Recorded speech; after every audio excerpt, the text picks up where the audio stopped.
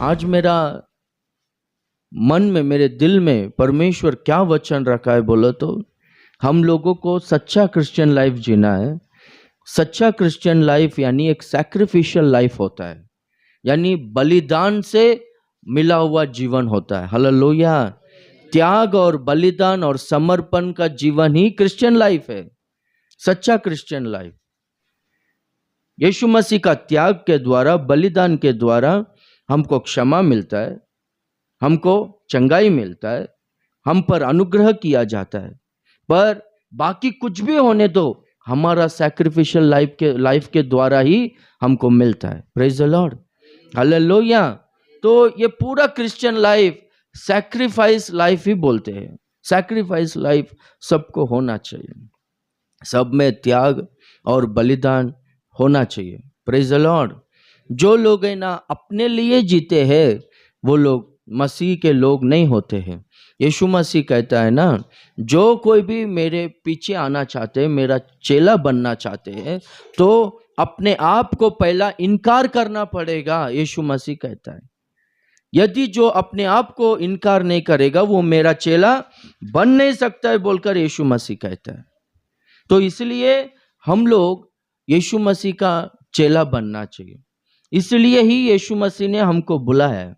यीशु मसीह अपने शिष्यों से कहता है, तुम जाओ सारा सृष्टि में जाकर सुसमाचार प्रचार करो, पिता पुत्र पवित्र आत्मा के नाम में बपतिस्मा दो और उनको मेरा चेला बनाओ करके बोलता है। चेले में क्या होता है? सबसे पहला उसका जो प्रिंसिपल होता है वो सैक्रिफाइस होता है, बलिदान होता है, त्याग और समर्पण होता है। तो वो त्याग और समर्पण हर व्यक्ति को होना चाहिए, मुझको होना चाहिए और आपको होना चाहिए। ये जो बलिदान है, ये जो त्याग है, सैक्रिफाइस जो है, इसका मतलब क्या है बोलो तो डिक्शनरी में इस तरह से लिखा गया है, sacrifice is giving out things that are precious and valuable. बलिदान या फिर त्याग यानी इसका मतलब क्या है बोलो तो, बलिदान यानी जो अनमोल और मूल्यवान वस्तु है, चीजें, वो दे देना, उसको ही बलिदान बोलते हैं। और वो देते वक्त, वो समर्पण करते वक्त, वो जरूर दुख होता ही है। लिखा, it is painful but gainful at the end. वो दुख होता ही है, दर्द होता ही है, पर अंत में उसका जरूर प्रतिफल मिलता है। हालेलुया। जो कोई भी दुनिया में सैक्रिफाइस किया है, वो लोगों को जरूर जय मिलता ही है।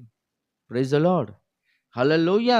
अरे नॉर्मली संसारिक लोग, मैं आंध्र में सेवकाई में था, हम लोग को तेलंगाना अलग स्टेट चाहिए बोलकर कुछ राजनीति पार्टी के लोग, कुछ पॉलिटिशियंस लोग, कई दिनों तक वो लोगों ने खाना खाना छोड़ दिया।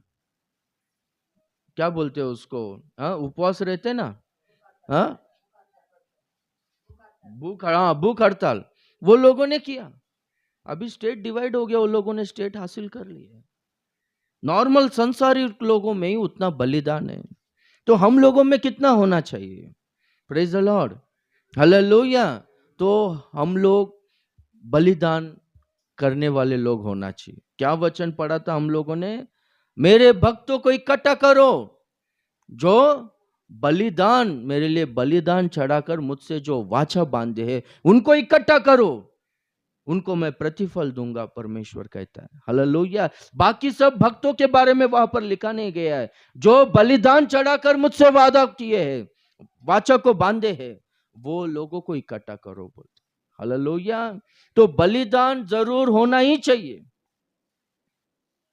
हम लोग देखते हैं कि बहुत सारा लोगों में ये बलिदान चढ़ाना, त्याग, समर्पण हम लोग देखते नहीं। नॉर्मली कैसा है बोलो तो, एक सुख विलास का जीवन चाहते हैं लोग, सुख सुविधा का जीवन चाहते हैं लोग, लग्जरी लाइफ को चाहते हैं लोग, पर है ना त्याग और बलिदान का जीवन को लोग चाहते नहीं। पर कुछ भी हमारे जीवन में होना है तो बलिदान हमारे में बहुत जरूरी है। हालेलुया। बलिदान या नहीं, कुछ तो बहुत ही मूल्यवान या अनमोल चीज देना, चाहे वो टाइम होने दो, चाहे वो हमारा एनर्जी होने दो, चाहे हमारा धन होने दो, चाहे हमारा कुछ वस्तु होने दो, चाहे कुछ भी आदतें होने दो, वो छोड़ देना चाहिए।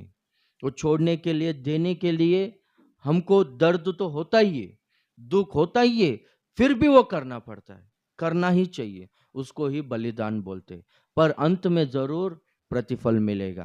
Praise the Lord, hallelujah. हम लोग देखते हैं कि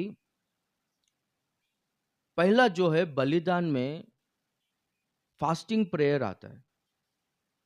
जो कोई भी बलिदान चढ़ाकर वाचा बांधे है, मेरे पास इकट्ठा करो। बलिदान चढ़ाने वाले लोग, वो लोग कौन होते हैं? वो लोग है ना, उपवास प्रार्थना करने वाले लोग होते हैं। कुछ तो देना, यानी एक टाइम का, एक समय का खाना, भोजन को त्याग देना, इसी को बलिदान भी बोलते हैं। हालेलुया। तो ये सैक्रिफिशियल लाइफ हर क्रिश्चियन को जीना है। बाइबल में लिखा गया यशाऊ के बारे में, जो एक समय का खाना वो छोड़ नहीं सका, एसाव जैसा भ्रष्टत्व और व्यभिचारी व्यक्ति कहाँ हमको मिल सकता है बोलकर लिखा गया। एसाव एक भ्रष्ट और व्यभिचारी बोलकर उसका नाम क्यों दिया गया है बोलो तो, वो एक टाइम बिना खाने का रह नहीं पाया, खाना को छोड़ नहीं पाया। एक टाइम का खाने के लिए वो क्या किया बोलो तो, अपना जेठे का हक को खो चुका बोलकर लिखा गया। जंगल से आया शिकार कर कर, और बाद में बहुत भूख लग रहा है बोलकर अपना भाई याकूब के पास जाकर, मुझको बहुत भूख लग रहा है, वो जो लाल कलर का जो मसूर का दाल जो पक रहा है ना, वो मुझको खाने के लिए दो करके। तो याकूब बोलता है कि तू अपना जेठे का हक को मुझे दे दे, तब मैं ये खाने के लिए दूंगा करके बोलता है।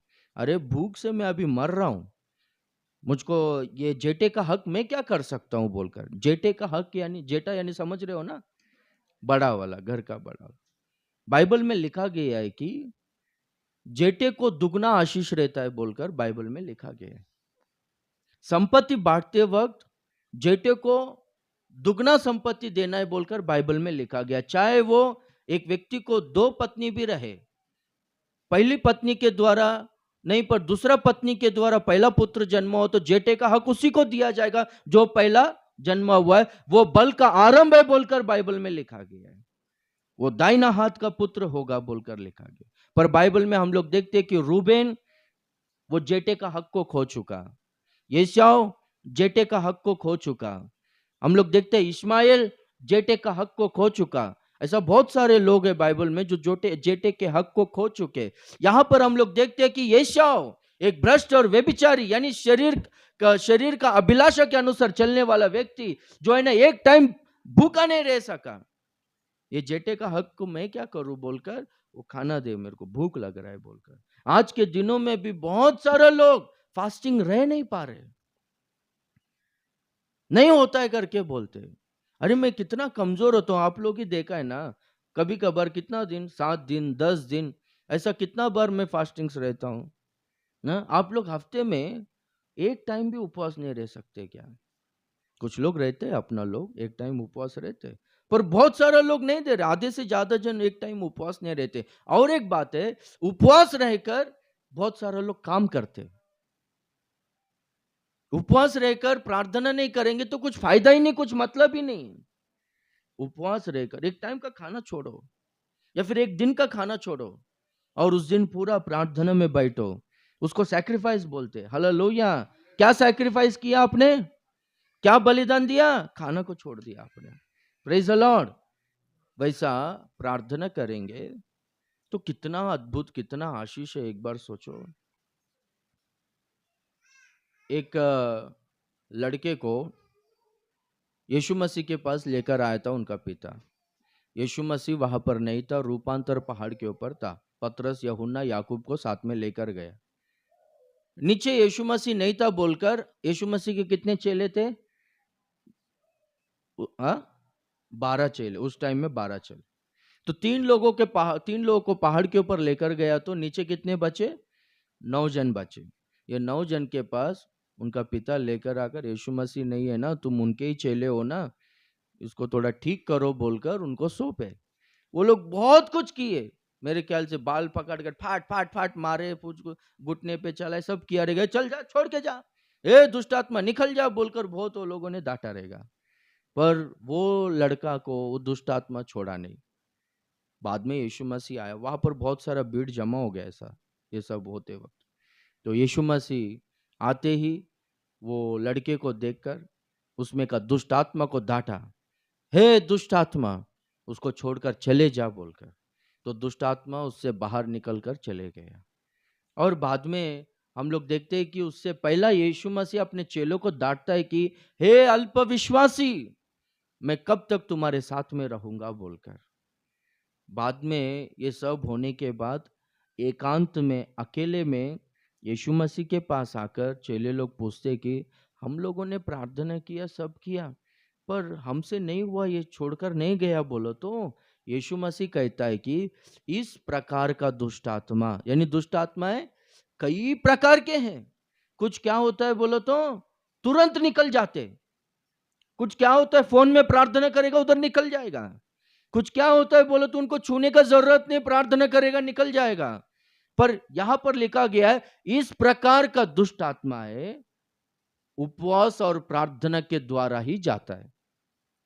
यदि राई के दाने के बराबर तुम्हारे में विश्वास हो तो तुम इस पर्वत को देखकर यहां से उखड़कर समुद्र में डूब जा बोलो तो वो समुद्र में जाकर डूब जाएगा। Praise the Lord. यानी पर्वत जैसा समस्या, पर्वत जैसा पीड़ा, पर्वत जैसा दुष्ट आत्मा का समस्या, ये सारा समस्या निकलना है तो कैसा होगा, किसके द्वारा होगा, विश्वास। और उसके पहला प्रभु क्या कहता है, उपवास और प्रार्थना के द्वारा। हालेलुया। सैक्रिफाइस नहीं है। इसलिए हम लोग देखते हैं कि लोगों के जीवन में, परिवार में वो पर्वत जैसा समस्या, शैतान का वो सारा टॉर्चर, शैतान का सारा युक्तियां, उसका सारा काम घर में ऐसे ही थम गया, रह गया, एक पर्वत के तरह। जो एक कोई भी इंसान एक पर्वत को उसके जगह से निकाल नहीं सकता है, पर यह उपवास प्रार्थना के द्वारा निकलेगा। हालेलुया। तो सैक्रिफाइस होना चाहिए। पतरस को पकड़कर बंदी गृह में डाल दिए, तो कलीसिया उपवास रहकर बहुत ही आसक्ति से, बहुत ही लौ लगाकर वो लोगों ने प्रार्थना किए बोलकर लिखा गया। उसके पहला वो लोगों ने प्रार्थना नहीं किया, इसलिए स्टेफनुस मारा गया, याकूब मारा गया, याकूब का सर को काट डाले। अभी पतरस को पकड़कर लेकर गए, पतरस को भी मार देंगे, ये सेवक है क्या होगा बोलकर। ऐसा बड़ा बड़ा सेवक लोग, अच्छा अच्छा सेवक लोग मारे जा रहे, अभी क्या होगा सेवक है, बाबा अभी पतरस भी मारा जाएगा तो क्या होगा बोलकर वो लोग लौ लगाकर उपवास रहकर एक ही मन से, एक ही चित्त से वो लोग प्रार्थना किए। परमेश्वर ने स्वर्गदूत को पतरस के पास बंदी गृह में भेजा, स्वर्गदूत ने पतरस को बाहर लेकर आए। हालेलुया। उसके पहला प्रार्थना नहीं किए, मारे गए।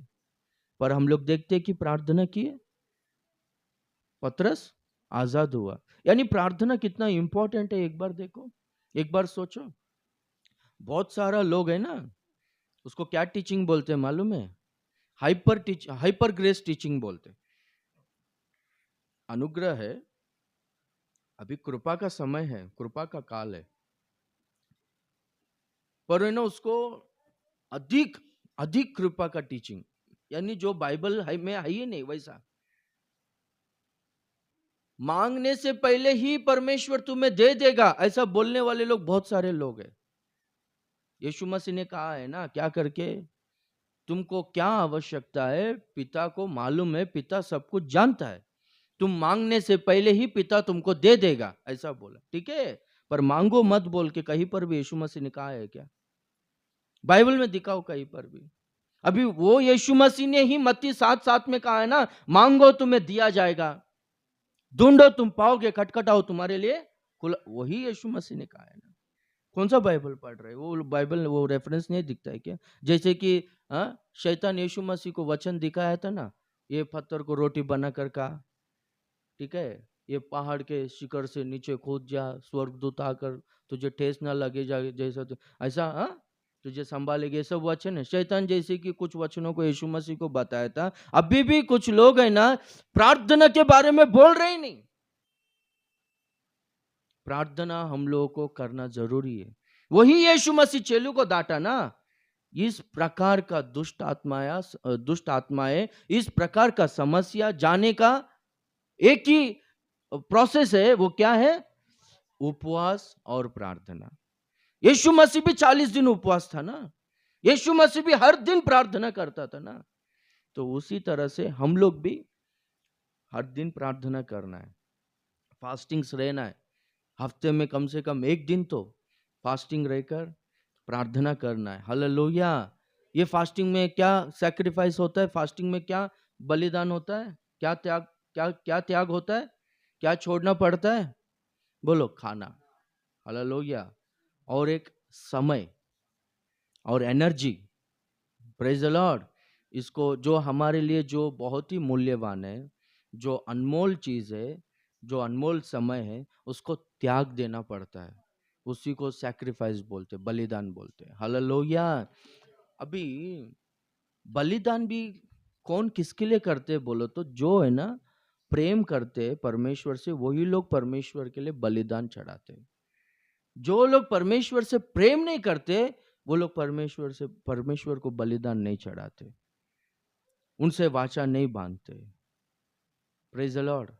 जिनको परमेश्वर की ओर प्यार रहेगा, वो लोग जरूर परमेश्वर के लिए बलिदान चढ़ाते, परमेश्वर के लिए समय देते, परमेश्वर के लिए अपना ताकत को वो लोग इस्तेमाल करते। हालेलुया। हाँ, परमेश्वर के लिए वो लोग अपना धन को खर्च करते हैं। परमेश्वर के लिए वो लोग क्या करते बोलो तो, जितना भी काम चाहिए वो लोग करते। प्रेम रहेगा तो, प्रेम नहीं रहेगा तो वो लोग नहीं करेंगे। Praise the Lord. सब लोग कहेंगे हालेलुया। और एक हम लोग देखेंगे तो बलिदान में दूसरा क्या है बोलो तो, दान देना।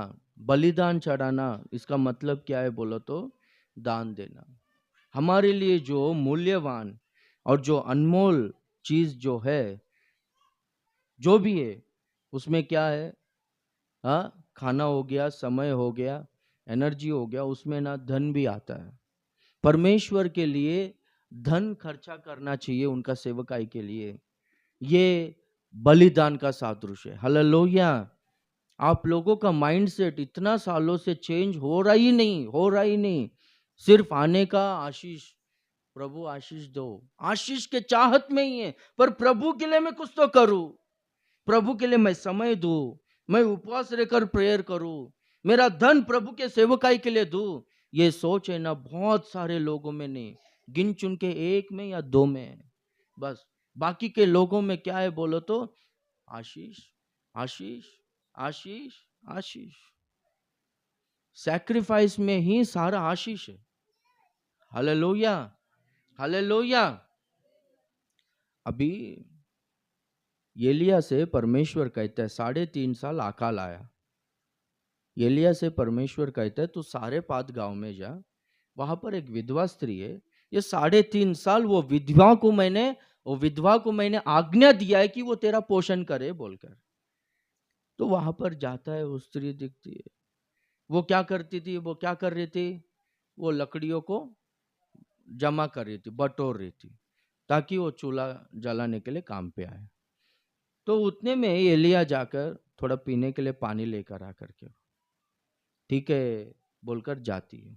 जाते वक्त एलिया पूछता है, एलिया वो स्त्री से कहता है कि आते वक्त मुझको ना साथ में पानी के साथ में एक रोटी भी लेकर आ, कहता है। तो ये क्या बोलती है? मैं सच कहती हूँ आप परमेश्वर के सेवक को, मेरे पास है ना थोड़ा सा ही आटा है, थोड़ा सा तेल बचा है, उसमें 2 रोटी आएगा, मैं और मेरा बेटा खाकर ये हमारा आखिरी भोजन है और मरने के लिए हम लोग तैयार है, ऐसा बोली। एलिया क्या बोलता है? वो 2 रोटी में 1 रोटी मुझको लेकर आ और बाकी का 1 रोटी में तुम दोनों आधा आधा खाओ बोलकर। वो जगह में आप लोग रहते तो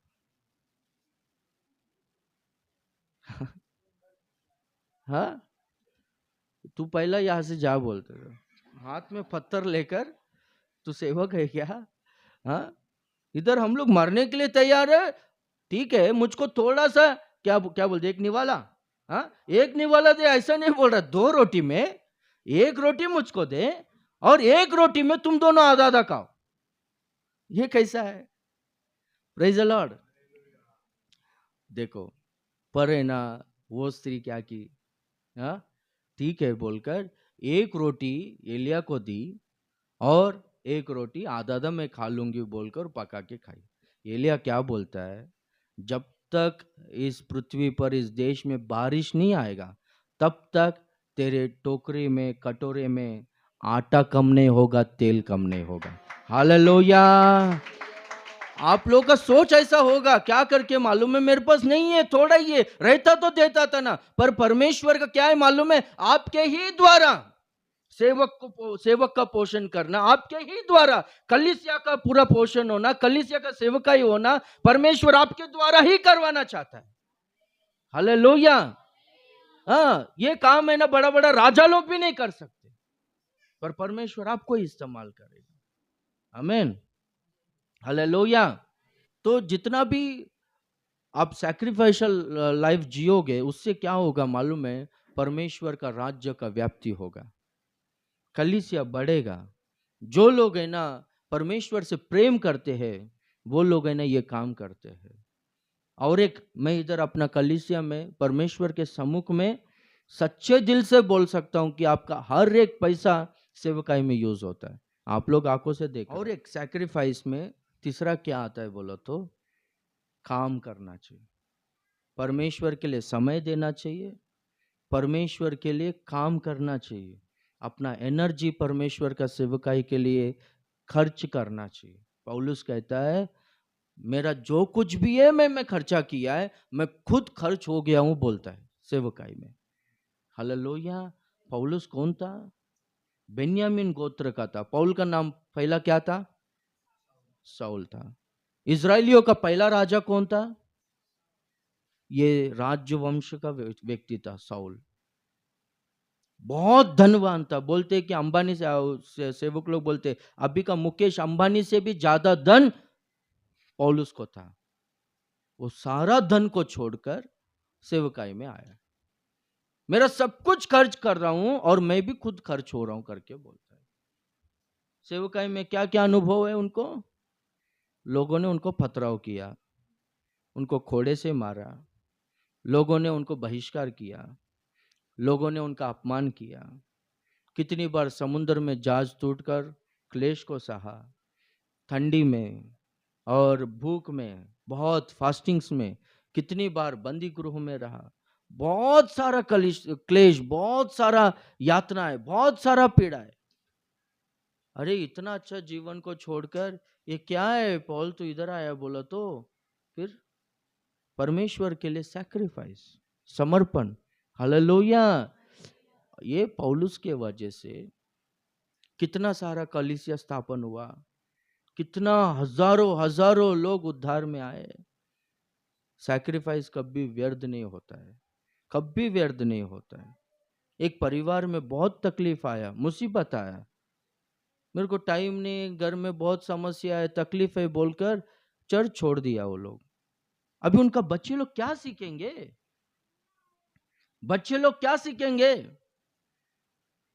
यदि वो तकलीफ में, वो क्लेश में भक्ति करते थे, प्रभु को नहीं छोड़ते, तो बच्चे लोग देखते थे ना, इतना क्लेश में, इतना संकट में मेरे माँ बाप लोग भक्ति से चर्च में ये भक्ति सीखते थे ना वो लोग।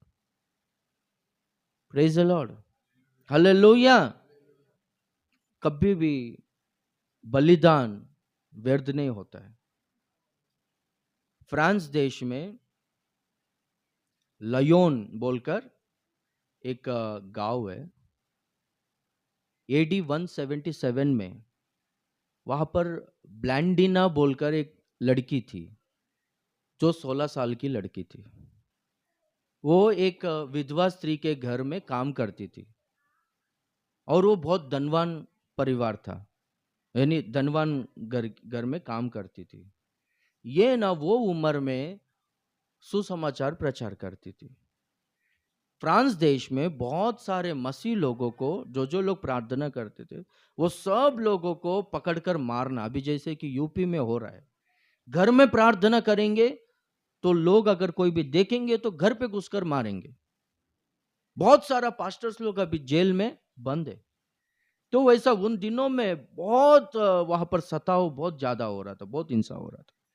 ये लड़की क्या करती थी, शाम को जाकर पूरा रात भर में अपना जो जो पीड़ित परिवार है सताव के हवाले हुए, वो घरों में जाकर उनको ना एनकरेज करती थी। परमेश्वर हमारे साथ में है। हमारा जीवन ये संसार का आशीष के ऊपर निर्भर नहीं है। हम लोग यहाँ पर चाहे कितना भी दिन जिए, पर हम लोगों को स्वर्ग राज्य मिलेगा, स्वर्ग में बड़ा प्रतिफल मिलेगा बोलकर प्रभु के बारे में सुसमाचार सुनाती थी। तो सतावट इतना होने पर भी वहां पर लोग है ना यीशु मसीह को नहीं छोड़ते थे, प्रार्थना करना नहीं छोड़ते थे, मारते थे तो भी यीशु मसीह को नहीं छोड़ते। ये क्या है, इतना ये लोग का फेथ इतना स्ट्रांग कैसा है बोलकर वो वहां का अधिकारियों ने इंक्वायरी किया, तो ये ब्लैंडिना नाम की एक लड़की है, ये सब लोगों को ना घर घर में जाकर स्ट्रेंथन कर रही है। ठीक है बोलकर उसको पकड़कर ये ब्लैंडिना जो प्रचार कर रही है लोगों को कि तुम्हारा विश्वास में स्थिर रहो, कलीसिया में स्थिर रहो, प्रार्थना में स्थिर रहो बोलकर, इसको अभी मृत्यु दंड देने वाले सब लोग आ जाओ बोलकर सब लोगों को एक ऑडिटोरियम में बुलाया। बोलते लगभग 25,000 जन जमा हो। तो सब लोगों के सामने लड़की को मारने के लिए 8 सिंहों को भेजे, बोलते 8 लायंस को बांध कर रखे और 8 लायंस को भेजे। तो क्या हो गया बोलो तो सब सिंह वो लड़की के पास जाकर, अभी वो प्रार्थना करते रहेगी ना मन में, स्तुति स्तुति स्तुति यीशु यीशु यीशु बोलती रहेगी। सब सिंह उसके पास जाकर बिल्ली बनकर चुपचाप बैठ गया। हालेलुया। सब लोग ये देख के ना चकित हो गए, ये क्या ऐसा हो गया बोलकर। वो सिंह भूखे पर नहीं खा रहे। तो ठीक है बोलकर, ऐसा नहीं, इसको इसको तो आज मार कर ही रहेंगे बोलकर क्या किए बोलो तो नीचे एक बहुत बड़ा चूल्हा को जलाए लकड़ियों, उसके ऊपर रहना आयरन चेयर को रखे, लोहे का कुर्सी है ना, आयरन चेयर को रखे उसको बहुत अच्छी तरह से जलाकर ये लड़की को क्या किए बोलो तो आयरन चेयर पर बिठा दी। क्या पूरा कपड़े नहीं, कपड़े सब निकाल कर आयरन चेयर पर बिठा दी। वो ऐसी बैठी और उठी तो पूरा उसका पीछे का मांस पे ना पूरी तरह से जल गया बोलता है। वैसा उठी, उठने के बाद उन लोगों ने क्या किया, एक बैल को छोड़े बोलता है। तो बैल को छोड़ो तो बैल भाग भाग के आकर उसके सिंह से वो लड़की को सिंह से मारकर ऐसा उठा के पटक दी। वो आग में गिरकर वो लड़की है ना जलकर मर गई। पूरा ऑडिटोरियम में सब लोग चिल्लाने वाले लोग सब लोग साइलेंट हो गए, चुप हो गए। एक 3 मिनट तक सब लोग चुप हो गए बोलते हैं। 3 मिनट के बाद सब लोग एक एक कर उठकर, ब्लैंडिनी का परमेश्वर ही सच्चा परमेश्वर है, ब्लैंडिना का परमेश्वर यीशु मसीह ही सच्चा परमेश्वर है, वो उसके लिए जान दे दी बोलो तो सच्चा परमेश्वर है बोलकर वो एक का बलिदान के द्वारा फ्रांस देश में एक ही समय में 25,000 लोग यीशु मसीह पर विश्वास किए। फ्रांस देश अभी क्रिश्चियन देश है।